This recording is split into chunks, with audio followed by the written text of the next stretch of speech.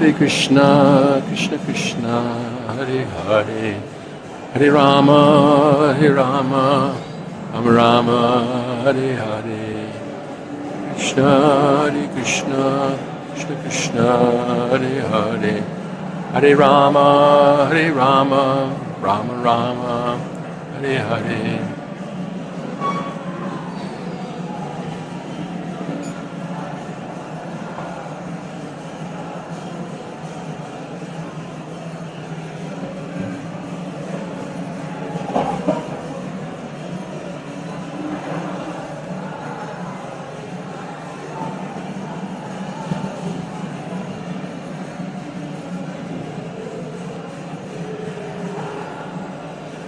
I've got the other kirtan going. Jaya Radha Madhava Kunja Bihari Gopi Jana Vallabha Girivaradhari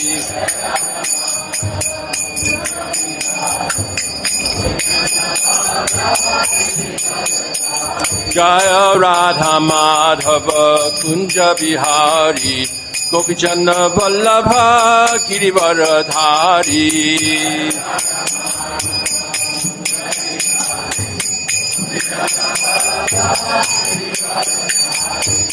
Jashodanandana Vrajajana Ranjana Jashodanandana Vrajajana Ranjana Jamuna Tiravanachari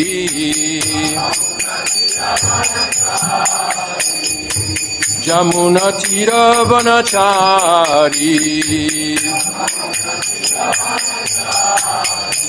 Jaya Radha Madhava Kunja Bihari Gopi Jana Vallabha Girivaradhari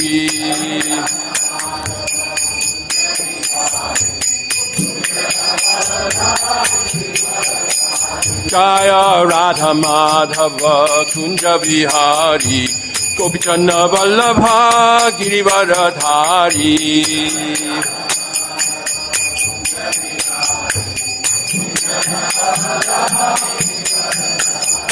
Jashodanandana Vrajajana Ranjana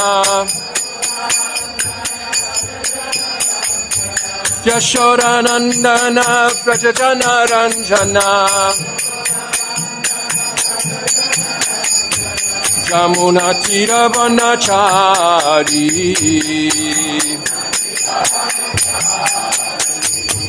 Jamuna Tiravanachari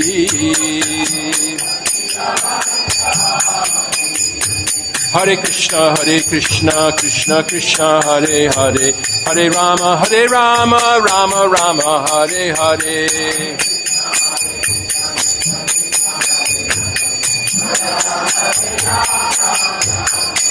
Hare Krishna, Krishna Krishna, Hare Hare, Hare Rama, Rama Rama, Hare Hare.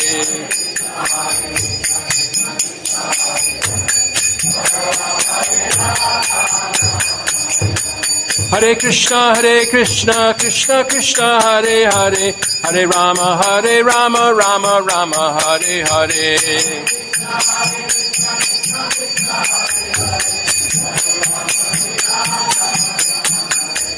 Hare Krishna, Krishna Krishna, Hare Hare, Hare Rama, Rama Rama, Hare Hare.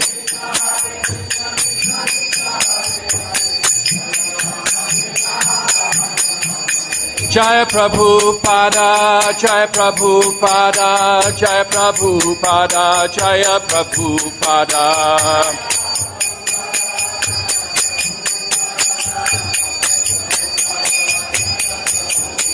Jaya Prabhupada, Jaya Prabhupada, Jaya Prabhupada, Jaya Prabhupada.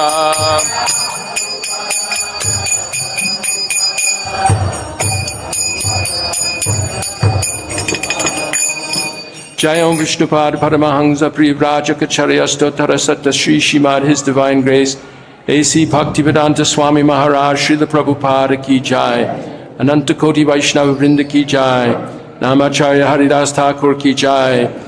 All glories to the assembled devotees. All glories to the assembled devotees. All glories to the assembled devotees. All glories to the lotus feet of Shri Shri Guru and Gauranga. Om Namo Bhagavate Vasudevaya.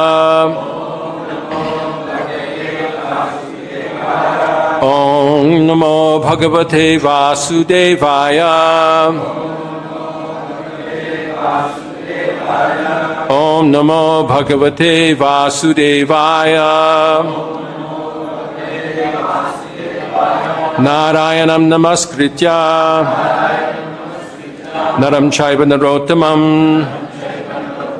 Deving Saraswating Vyasang Tato Jayam Mudirayet Nashtaprayeshu Bhadreshu Nityam Bhagavata Sevaya Bhagavati Uttama Shloke Bhaktir Bhavati Nayashtaki. So today we're reading from Srimad Bhagavatam, Canto 10, Chapter 74, entitled The Deliverance of Shishupal, texts number 38 through 43, I believe. Correct. So we'll chant the first verse together. Evam adinya bhadrani. Evam adinya bhadrani. Babhashe nashtamangalaha. Novacha kinchid bhagavan. Yatha singha shivarutam. Evam adinya bhadrani. Babhashe nashtamangalaha. Novacha kinchid bhagavan. Yatha singha shivarutam.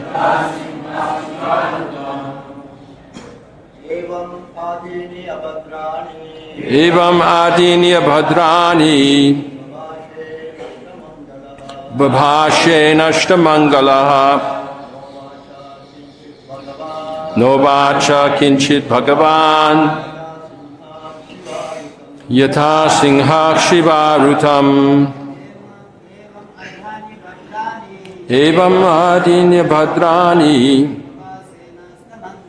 Babhashe nashtamangalaha. Novacha kinchit bhagavan. Yatha singha shivarutam. Ladies? Oh, go ahead. Evam adinya bhadrani. Babhashe nashtamangalaha. Novacha kinchit bhagavan. Yatha singha shivarutam. Ladies? Evam adinya bhadrani. Babhashe nashtamangalaha. Novacha kinchid bhagavan. Yatha singha shivarutam.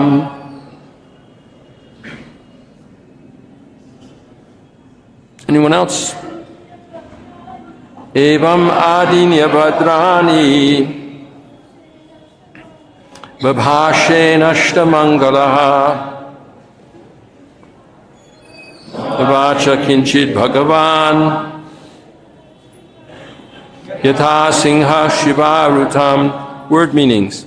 Evam, such. Adini, and more. Abhadrani, harsh words. Babhashe, he spoke. Nashta, ruined. Mangalaha, whose good fortune. Na uvacha, he did not say. Kinchit, anything. Bhagavan, the Supreme Lord. Yatha, just as. Singha, a lion, Shiva of a jackal, Rutam the cry. Translation. Shukadev Goswami continued, bereft of all good fortune, Shishupal spoke these and other insults, but the Supreme Lord said nothing, just as a lion ignores a jackal's cry. Please repeat. Shukadev Goswami continued, bereft of all good fortune, Shishupal spoke these and other insults, but the Supreme Lord said nothing, just as a lion ignores a jackal's cry.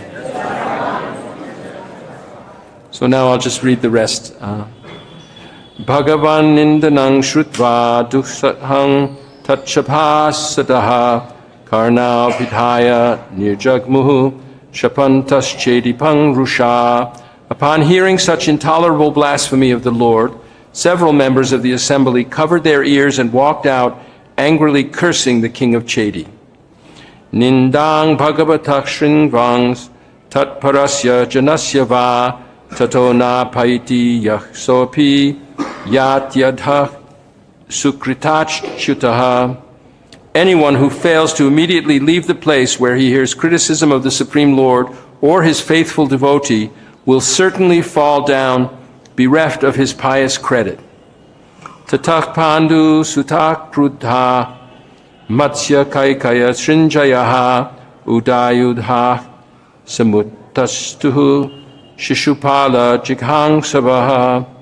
Then the sons of Pandu became furious, and together with the warriors of the Matsya, Kaikaya, and Srinjaya clans, they rose up from their seats with weapons poised, ready to kill Shishupal.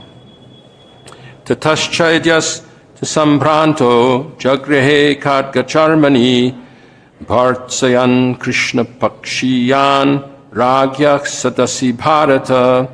Undaunted, Shishupal then took up his sword and shield in the midst of all the assembled kings, O Bharata, and hurled insults at those who sided with Lord Krishna.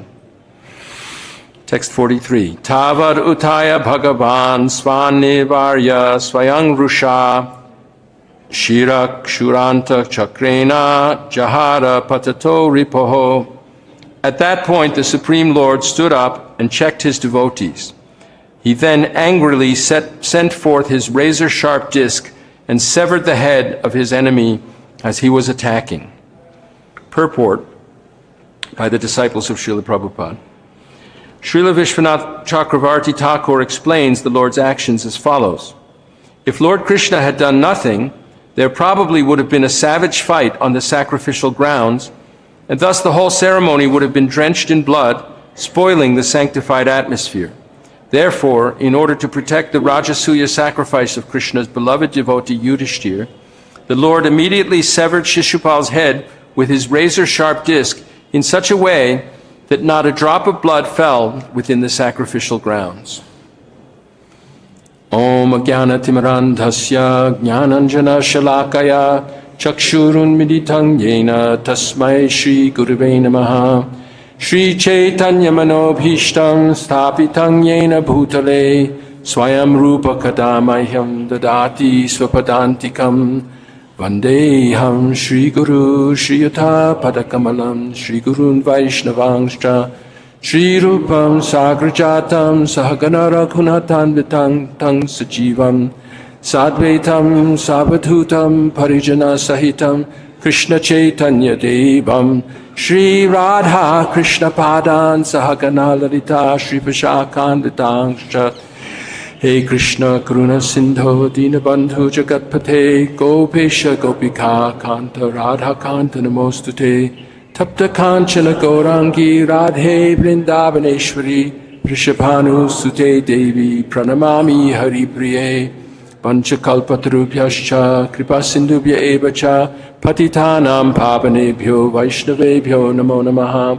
Jaya Shri Krishna Chaitanya Prabhu Nityananda Shri Advaita Gadadhara Shivasari Gaura Bhakta Vrinda.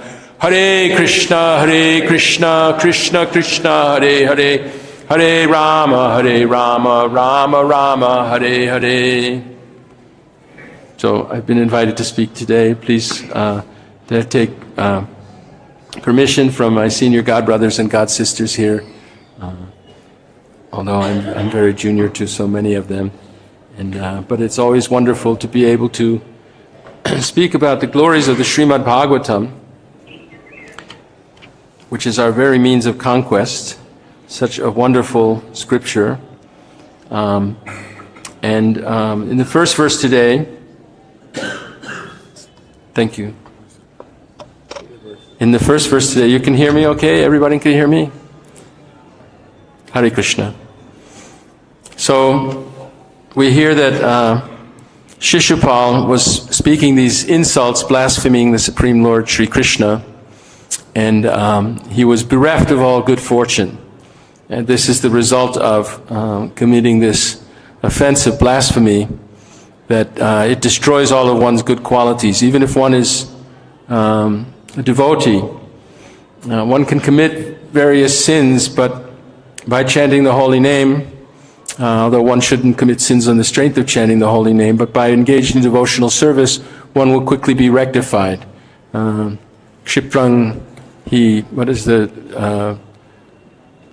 verse, that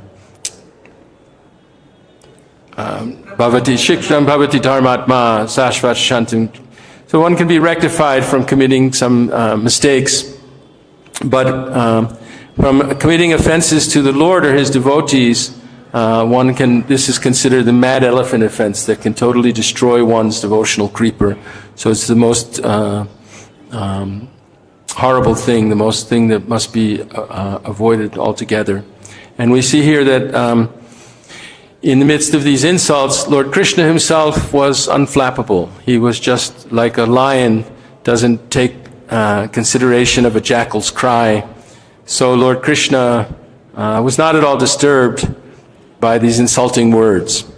These are some of the qualities of Krishna. He's completely full in himself. He's completely self-satisfied. He's fully independent. Everything comes from him. Aham sarvasya prabhavo matak sarvang pravartate. Even the demons are coming from his energy. They can't rival him at all. Sometimes, in order to attract the minds of the devotees, he makes a show of having a good fight with a demon, and sometimes the demon seems to be winning and so forth. But actually, the truth is that Krishna has no rival, and these demons cannot disturb him whatsoever. And these are some of the qualities of Krishna, and the devotees of Krishna automatically develop these qualities. They achieve Krishna also by devotional service. The devotees, they attain to Krishna's own bhava. So devotees should also be tolerant. In the 12th chapter of Bhagavad Gita, Krishna describes some of the qualities of his pure devotees that make them very dear to him. And I just want to read them.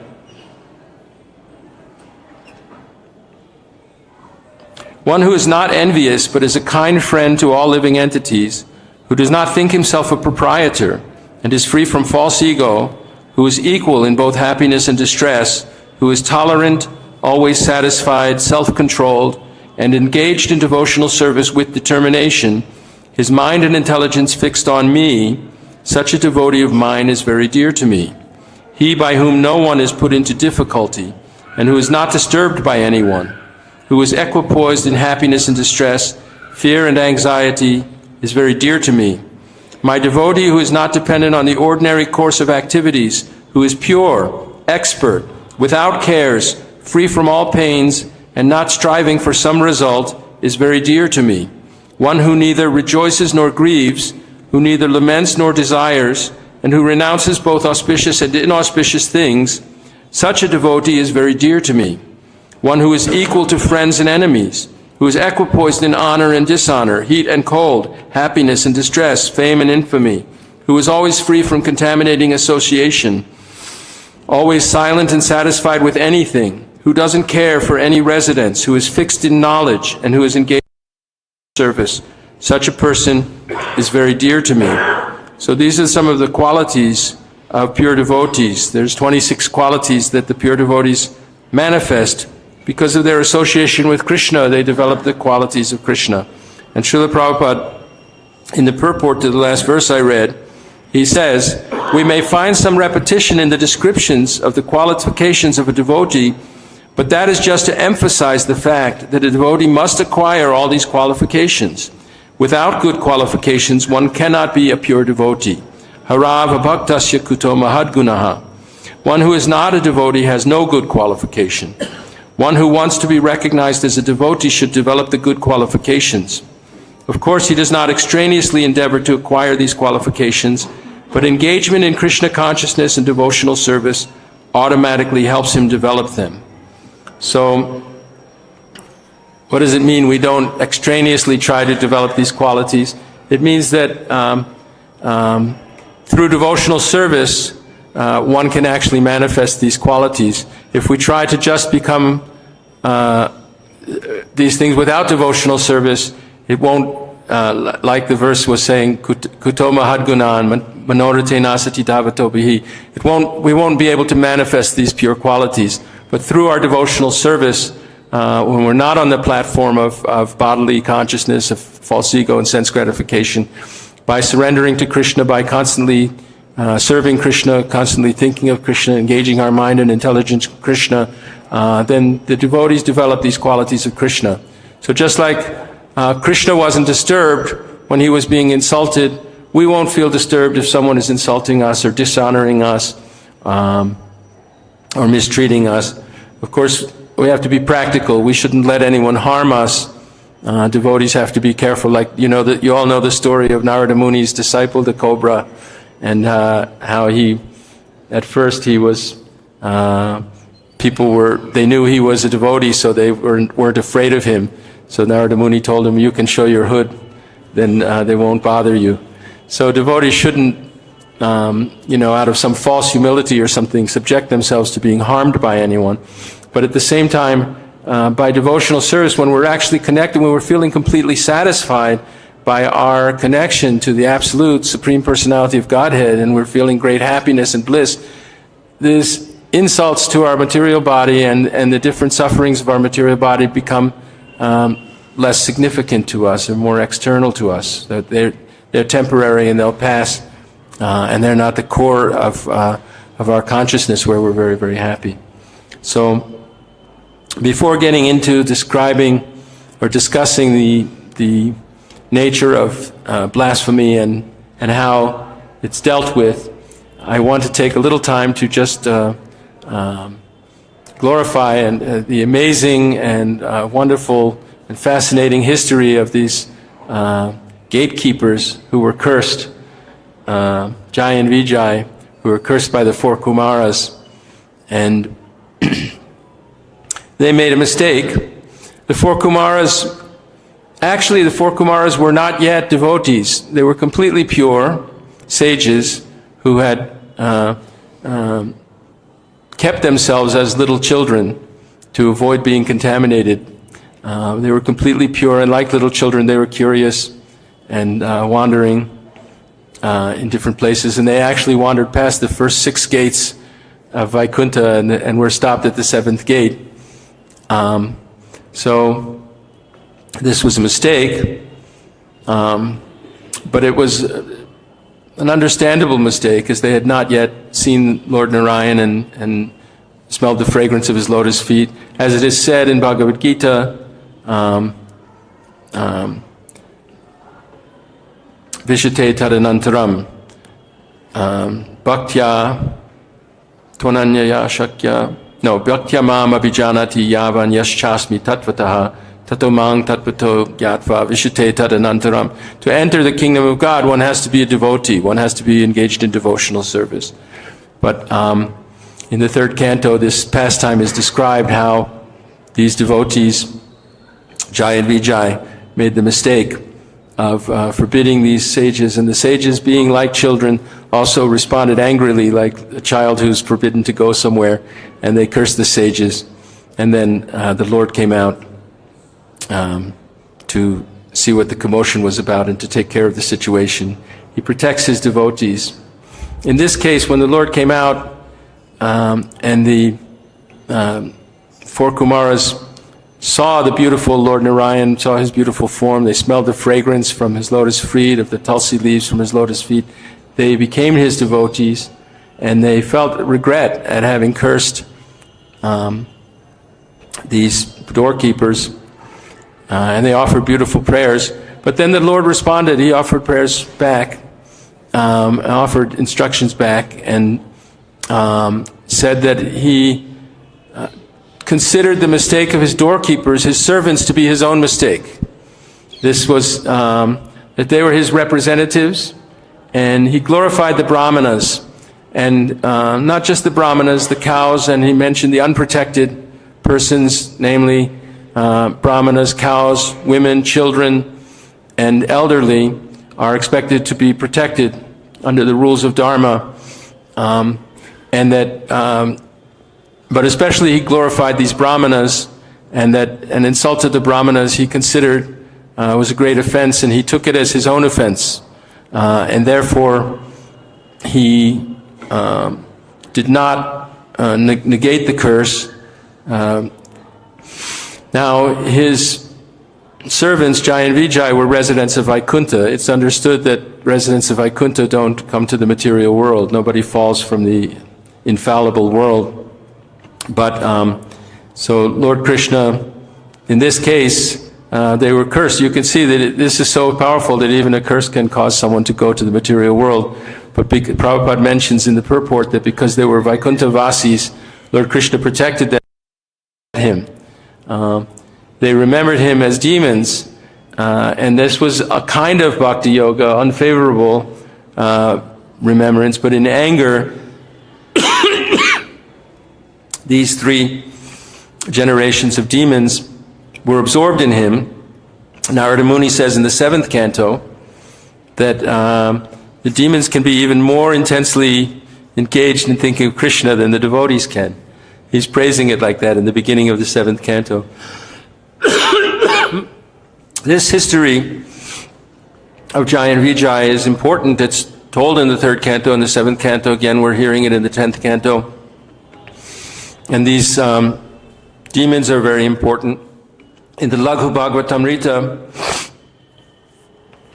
Rupa Goswami points out that Lord Nrsingadev and Lord Ramachandra and, of course, the Avatari Krishna, the original source, are very special personalities, these two special avatars and the Avatari. And he makes the argument, he's making the argument that Lord Krishna is the original, complete source of all incarnations. And he points out that when Hiranyakashipu was killed by Lord Nrsingadev, he got the benefit of being killed by Lord Nrsingadev, that he got to be the opulent and great personality Ravana. And when he was killed, when Ravana was killed by Lord Rama, he also got some additional benefit and got to be this King Shishupal.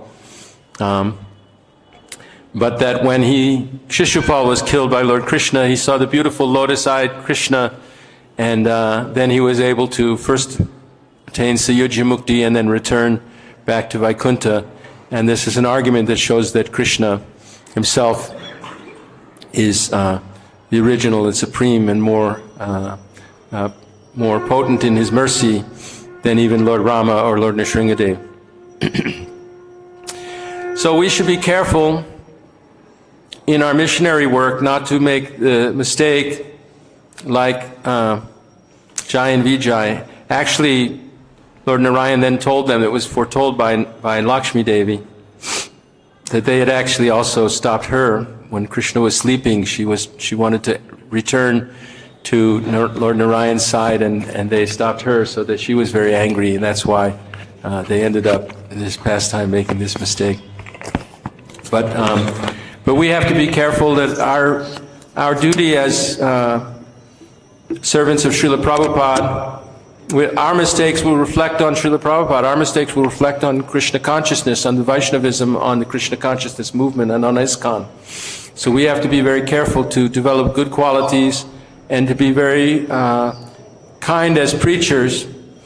You see in these three demons, there seems to be some diminishment, because Hiranyakashipu was in Satya Yuga conditions.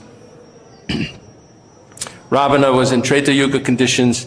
Shishupal now in Dwapara Yuga, the end of Dwapara Yuga. So Hiranyakashipu was a bigger demon. He controlled the whole universe, and all the demigods were under his control.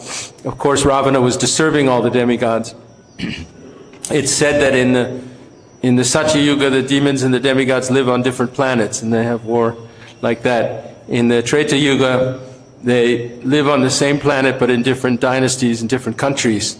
And in Dwapara Yuga, they live in the same dynasties, just like the Kurukshetra war, the Pandavas, and it was a fratricidal war between families. Shishupal was also Krishna's cousin, as we saw. So in Kali Yuga, they live in the same individuals. And when Jagai and Madhai were delivered by Lord Chaitanya, he didn't kill their physical body. Because of their insult to Lord Nityananda, he was prepared to. His chakra was out. He was about to cut off their head, but Lord Nityananda pled with him that, please, Lord, if you kill these two rascals, you'll have to kill everybody in Kali Yuga, because everybody is so much demonic mentality. But instead, Lord Chaitanya brought forth this Sankirtan mission, this Sankirtan movement that kills the demonic mentality of the people of Kali Yuga. This chanting of the Hare Krishna is so potent in this age that it kills the sinful mentality and atheistic mentality that is so prevalent among the people in this age. So we have to be especially kind like that. We shouldn't tolerate hearing blasphemy. So we see the first reaction is some of the people in the assembly, and this was a great assembly at the Rajasuya sacrifice. There were sages, there were demigods, there were great personalities there, great kshatriyas and brahmanas, and some of them just covered their ears and cursed Shishupal under their breath as they left the assembly, not willing to be present when this blasphemy was there. That's a very good response. It's a warning, don't go on Facebook, because you'll hear these things. And then some of them were prepared to actually kill Shishupal and meet him. The Pandavas and their allies who had gone and helped them prepare for the Rajasuya sacrifice, conquering all the directions. They were prepared to kill Shishupal. So we shouldn't kill anybody in this age, but those who are capable should defend Srila Prabhupada's honor, should defend the honor of Iskcon by good arguments and good presentation to defeat the blasphemy that is sometimes directed towards the devotees by different people. And like that. And Krishna, in this case, as we hear, he rectified the situation by avoiding a big war, a big savage fight that would have bloodstained the sacrificial arena and ruined the whole sacrifice. He protected, as he always protects his devotees. His devotees never perish. So we heard that he was able to sever the head of Shishupal without even spilling a drop of blood in the sacrificial arena where it would have caused impurification. So this is a wonderful thing that Krishna did. So when we go out and preach, of course we're hoping that we can get someone even to stop and talk to us first. And then if they stop, we're hoping to get them to touch the book, take a look at it, see it. Then we're hoping for them to be interested enough to give a donation and take the book. Then we're hoping that they'll actually read the book. Maybe we invite them to come for the Sunday feast or to come visit the temple, and they come to the temple. Maybe we see them there and we invite them that they can come and stay a couple of days and go to the morning program. And then if they want to become a devotee. So we should have that mood of really trying to help everyone. And we shouldn't feel like once they've become a devotee, now they're junior to us, we have somebody we can boss around and bully. We have to still feel that same feeling of wanting to see the success of other Vaishnavas. In this song, "O Hey Vaishnava Thakur," Bhaktivinoda Thakur sings, "I can't carry on this Sankirtan movement alone. I need the mercy of the Vaishnavas. We have so many wonderful Vaishnavas in Iskcon, and we need their mercy, and we should respect them. Especially in the holy Dham, everything is magnified. We should be very, very careful not to commit any offenses. Everyone here is worshipable. Just the Brijbasis, Lord Chaitanya instructed that they worship Krishna in a different way. Maybe the devotees shouldn't mix too closely with them. If we see them, it's apparent discrepancy, we should overlook that because they have a deep connection to Krishna. But not just the residents of Vrindavan, but even the pilgrims and anyone who's here in this holy place, they're all worshipable. Not that we should let ourselves get cheated or I mean, we have to be practical, but we should have that mentality of seeing how Krishna's in everyone's heart, and everyone's here in this holy land of Krishna, and we should be very respectful to them and avoid making the mistake of like Jai and Vijay of trying to bar someone from Krishna's mercy. Now, as far as blasphemy is concerned, as we discussed, it's very, very disastrous to hear these things. I should say that Anuttama, you all know Anuttama, GBC, he's Minister of Communication. He's made it a point to stay in touch with the anti-cult movement. In fact, he said that in the early days, we were a primary target of the anti-cult movement. Whenever they had a picture of a cult, they had a picture of a devotee with a shaved head and a Sikha, and a weird look in his face, He said that now they're becoming more and more respectful, some of these anti-cult groups. And he makes a point to go with them and interact with them and show them that he's a real regular person and not some weird zombie-like cultist. But he mentioned that one of the things that he took to heart was that one of the things that makes a cult is when you're absolutely criticize the leader. And then the leaders can do all kinds of crazy things, but nobody can stand up to the leader. So it's a corollary to this thing that we should never hear blasphemy, and we should avoid criticizing devotees, especially leading devotees, and especially senior devotees, and we should avoid like the plague these criticisms. But the corollary is, Srila Prabhupada said, we can call a thief, and sometimes it's necessary for the sake of the movement and for the sake of doing things correctly, that we watch out. Sometimes danger lurks in the leadership, and we have to have proper protocols, like we have a child protection office and a leadership misconduct office. And if a leader does something that seems obviously wrong, devotee should talk to someone senior and should not just assume, okay, I can't criticize. I know you're all great devotees and you don't watch movies.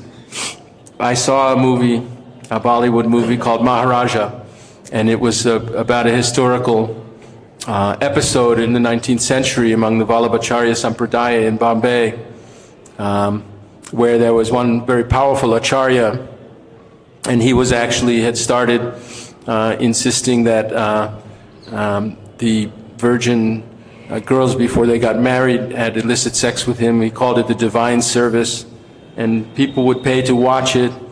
And so in the course of this movie, one very nice devotee who was just an ordinary devotee, but he became a journalist, and he exposed this, and it was a big struggle. And the acharya he was so puffed up that he brought a libel suit in the British court in Bombay in the 1860s or something like that, 1870s. And eventually, although there was this whole structure around this very big, thriving community of devotees, that eventually people started telling on him, and the the corruption was exposed and stopped. But corruption sometimes can happen, so we have to be very careful to avoid blasphemy, and at the same time, we can call a thief, and we need senior and qualified people within the movement to check discrepancies that might arise even among leadership, like that. So,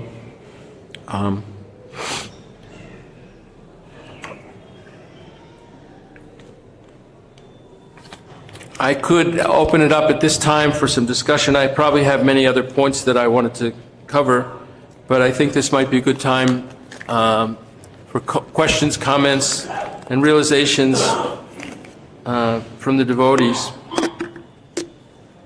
Jai. Panchagoda. Did we do book distribution together? Yes, back in Miami, and we did book distribution in Miami. Vijay and Radhalingana and so many nice devotees.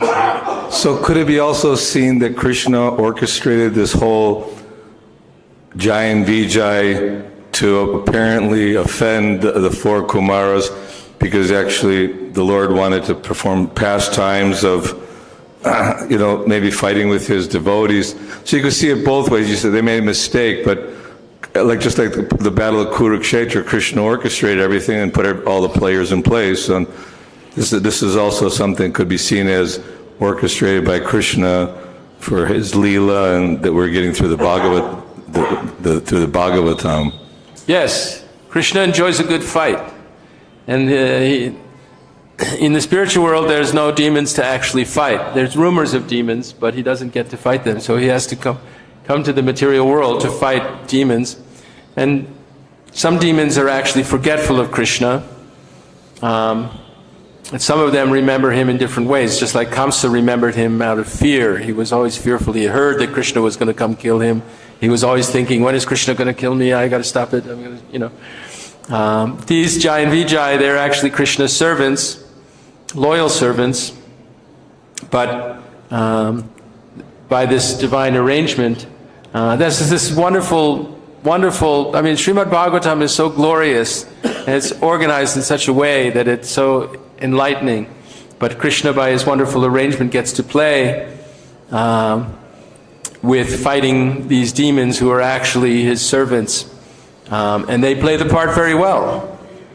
Shishupal, we heard here, that when the Pandus and all these armies got up to strike him, Shishupal didn't cower. Of course, he probably had some supporters too. I mean, his biggest supporter, Jarasandha, had already been defeated, liberated by Bhima.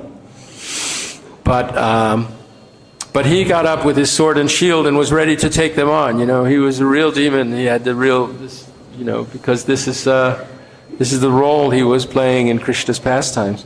But at the time, he was also he was conscious of Krishna in anger. He wasn't conscious that I'm really Jaya and I've had to play this role as a demon. He was actually feeling like, Krishna, I can't tolerate Krishna being glorified. After all, he always hated Krishna, and then Krishna stole Rukmini from him. He was supposed to marry Rukmini, and Rukmini was so beautiful and qualified that all the princes wanted to marry her, and then Krishna took her away. Again, the story of a lion and a jackal, just like a lion from a pack of jackals. And so Shishupal really hated Krishna. And in fact, he wanted to also disturb King Yudhishthir's sacrifice. We heard that also, that he, instead of just immediately objecting and saying, no, Krishna shouldn't be the person to get the Agra Puja, he waited until they were already worshipping him, so he could hurt Krishna's devotees, the Pandavas, who he also resented, and destroy their sacrifice. But yes, this is all Krishna's play. Krishna makes these beautiful arrangements. He's a master of these leelas. Jai Adikarta Prabhu. Hare Krishna. As far as killing people, Prabhupada, one time he was asked, because he said that everything can be used in Krishna's service. So the devotee asked him, what about the atomic bomb? So he said, yes, you can use that in Krishna's service. You can put all the demons on an island, you can drop the bomb on them. But I don't think we should take these as instructions, practical instructions. Srila Prabhupada was, I think, speaking figuratively that way. That, in fact, there was one devotee 40 years ago who was a very badly behaved person. He tried to abduct his child from the mother, he was disaffected from the New Vrindavan community, and then some devotees actually arranged to murder him. And we haven't heard the end of it. This happened 40 years ago, and in the mass media, what people hear about the Hare Krishna movement and everything, the producers of movies and things, documentaries, this is what they find interesting about the Hare Krishna movement, is that there was this murder that happened, and so people get this wrong impression of the Hare Krishna movement, that they take one criminal incident as representative of our movement. So in this way, we made a mistake on a white sheet, one dark blot is very, very prominent. And so this Krishna consciousness movement is very pure, and it's really the solution to save the world in this dark age of Kali Yuga. We have the Srimad Bhagavatam, this great scripture which, just by reciting it and hearing it with a receptive heart, Krishna sits on our own heart and destroys all our sins and makes us perfectly qualified to participate in Krishna's pastimes. But if we make one little mistake, maybe murdering someone is not a little mistake, but if we make a mistake, it reflects badly on our whole movement, and it reflects badly on Prabhupada and on Krishna even. So we have to be very, very careful how we deal with people and be very kind. Devotees are also tolerant.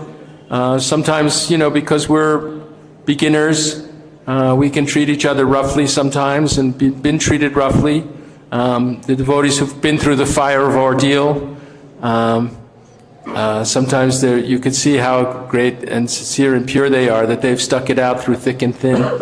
As I mentioned, don't go on Facebook, but if you go on Facebook, that you'll see a lot of people complaining and criticizing, like Adikarta was mentioning yesterday, just like Shishupal, they become bereft of their good fortune. Their life is all about blaspheming Iskcon and blaspheming the devotees, and sometimes even blaspheming Prabhupada. But at the same time, we can think, why are there so many people who seems to have had a bad experience in Iskcon? It could be something that some devotees did also. Bhaktisiddhanta mentioned that it takes, I forget, a bucket of blood, something like that, to make one devotee, and we have to be very careful not to lose them. So by being kind to devotees and making sure that they have everything they need, if they're having trouble, that they have someone to go to and to solve their problems. We shouldn't lose the devotees. We should retain the devotees that we've got. Of course, sometimes, I think Srila Prabhupada said something, it's 50% their fault and 50% our fault or something. Some people just, for their own reasons, become inimical. It's difficult actually Krishna consciousness is bliss, right? The four regulative principles are just healthy and clean way to live. Chanting Hare Krishna is wonderful, and chanting 16 rounds, it's not that hard really, especially if you're getting a taste. Prabhupada said if you're chanting well, you should feel like, why 16 rounds? Why not 1,000,000 rounds? But sometimes because of our addictions, because of our past bad habits and things like that, it seems difficult to us, and we should try to help those who are having difficulties and make sure that they can stay and get the real benefit. If you read the Science of Self-Realization, there's an article, a letter that Srila Prabhupada wrote to a lady named Lynn Ludwig. and she met some devotees on a parking lot somewhere, and it's not clear exactly what happened between them, but she thought that they had a very negative attitude toward the people they met, and she wrote to Srila Prabhupada and said, I forget how she said it, in a very sort of New Agey, flowery way, that these little rays of love that you send out shouldn't be acting this way, or whatever.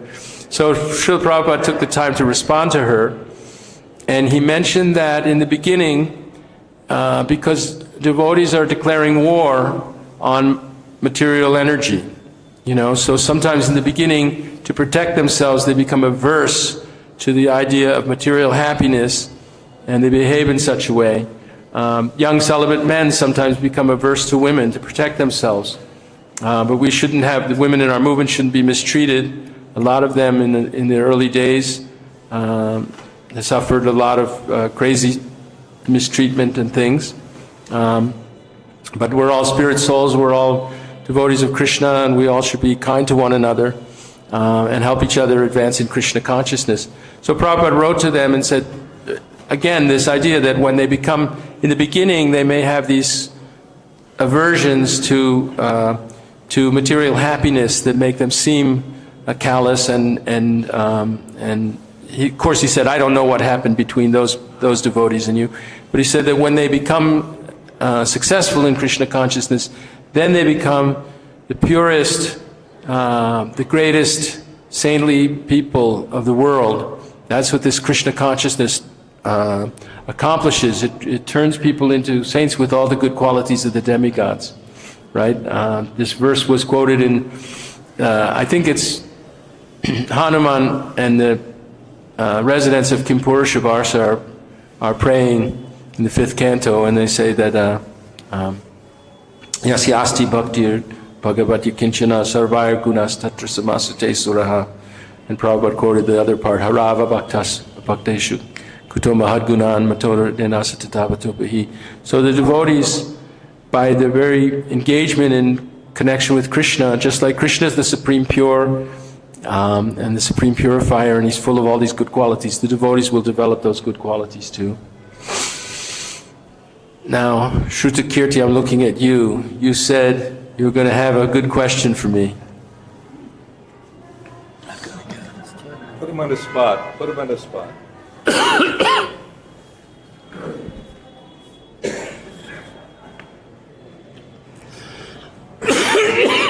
Excuse me. Hare Krishna. Hare Krishna. Hare Krishna.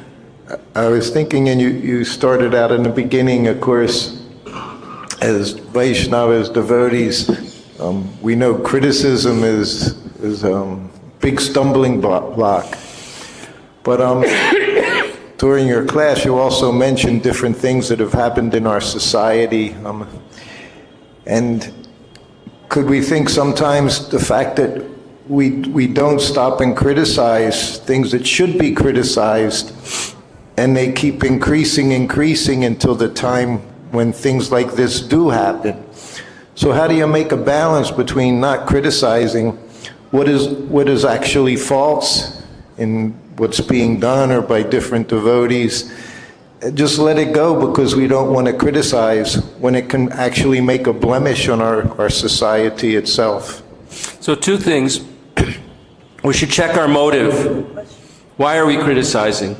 It's when we hear about the great devotees, the Uttamadhikaris, Nindadi, Shunya, Hridamipshita, Sangilabhya, they're free from the propensity to criticize. Why? Because they don't have any envy, they don't have any rival, they're already completely satisfied, they're already happy.